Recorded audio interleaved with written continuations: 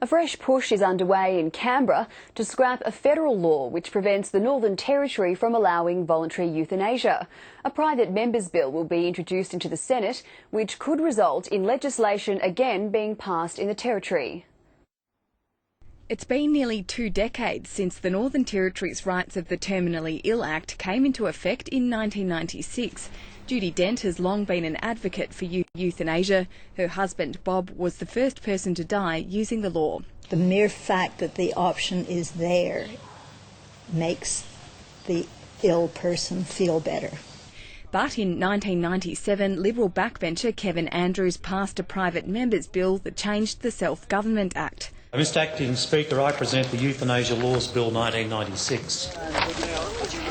The bill prompted outrage from advocates and removed the Territory's powers to pass laws legalising voluntary euthanasia.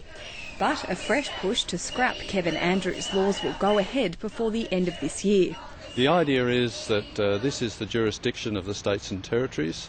The law, if it's repealed, will mean that the Commonwealth goes back to staying out of this area. If Senator Leyonhjelm's bill passed the Senate, it would still need to pass through the House of Representatives. And if it did get through federal Parliament, constitutional lawyers say it wouldn't automatically revive the Territory's 1996 Act. Politicians would either need to reintroduce the old bill or create new legislation.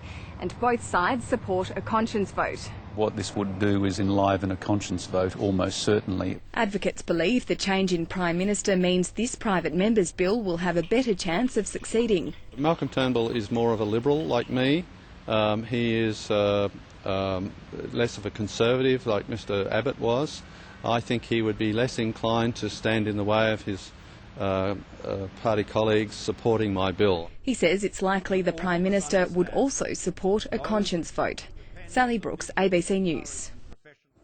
Only a month into his prime ministership, Malcolm Turnbull's wealth is starting to attract political attention. Labor has asked questions about the Prime Minister's investments in managed funds run from the Cayman Islands.